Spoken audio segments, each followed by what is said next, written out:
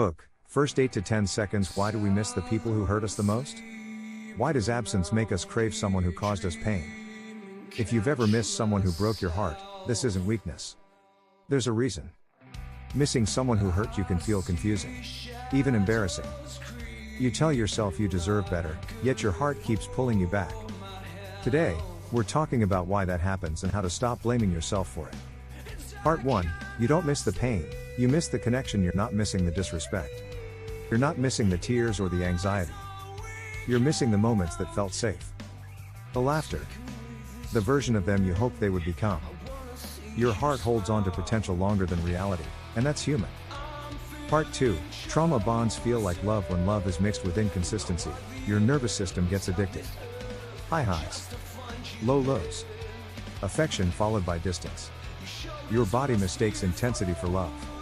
That's not attachment, it's survival. Part 3, familiar pain feels safer than the unknown. Sometimes we miss people not because they were good for us, but because they're familiar. Healing means choosing the unknown over familiar pain. And that's terrifying, but necessary. Part 4, missing them doesn't mean you should go back. You can miss someone and still know they're not meant for you. Feelings are not instructions. Growth is learning to sit with longing without letting it control your choices. Part 5, how to slowly let go. Stop romanticizing the past. Remind yourself of the full story, not just the good parts. Create distance where needed. Redirect your energy into yourself. Build a life so full that missing them no longer defines your days. One day, you won't miss them the same way. Not because you stopped caring, but because you started caring about yourself more. Healing doesn't erase memories. It just gives them less power. If this resonated, like and subscribe for more honest conversations about love and healing. Comment, I'm choosing peace over familiarity. Part 6, your brain is grieving, not your heart. When you miss someone who hurt you, it's not always your heart speaking, it's your brain. Your brain is grieving routine. Habits. Daily messages. The feeling of being chosen, even when it wasn't consistent. You're not craving them. You're craving what your life felt like when they were there. Part 7, you're mourning the version of you that existed with them. Sometimes the ache isn't about losing them, it's about losing who you were when you loved them. The hopeful version. The softer version. The version that believed things would change. Let yourself grieve that person. They mattered too. Part 8, healing requires honesty, not strength. You don't heal by pretending you don't miss them. You heal by admitting you do, without acting on it. Missing someone is a feeling. Go not close enough. Part 3, when feelings grew. The feelings didn't disappear. They grew. In late night messages. In unsent texts. In moments that felt like almosts. They knew what was happening. They just pretended they didn't. Because loving someone at the wrong time feels like holding on to something you know you might have to let go.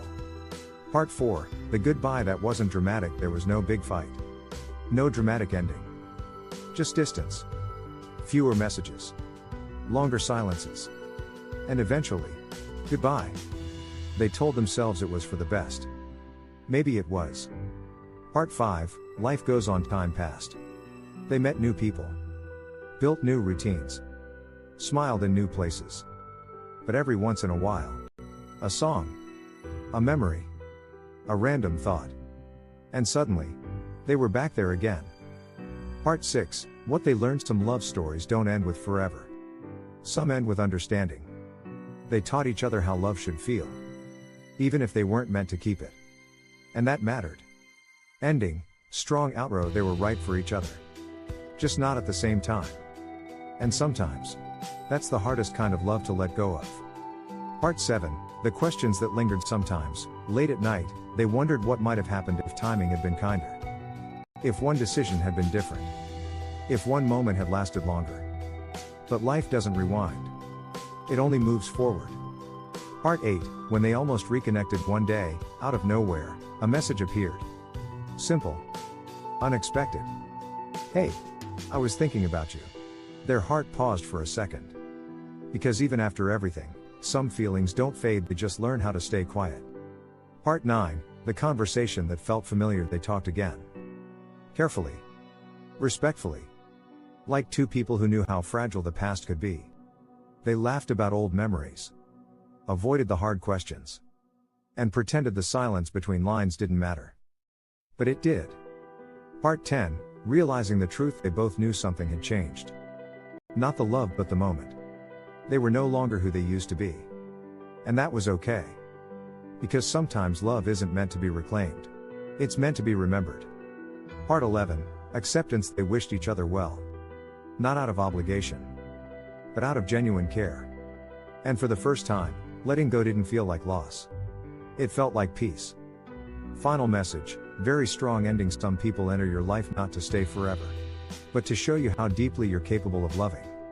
And that kind of love never truly disappears. It just becomes part of who you are. Part 12, years later, years passed quietly. Life changed in small, ordinary ways. New routines. New responsibilities. They became different people, stronger, wiser, more certain of who they were. But somewhere beneath everything new, the memory remained. Not painful. Just present. Part 13, the realization, they finally understood something they couldn't see back then. Love isn't always about staying. Going back is a choice. You are allowed to feel the pain without reopening the wound. Part 9, what to do when the urge hits. When the urge to reach out shows up, pause.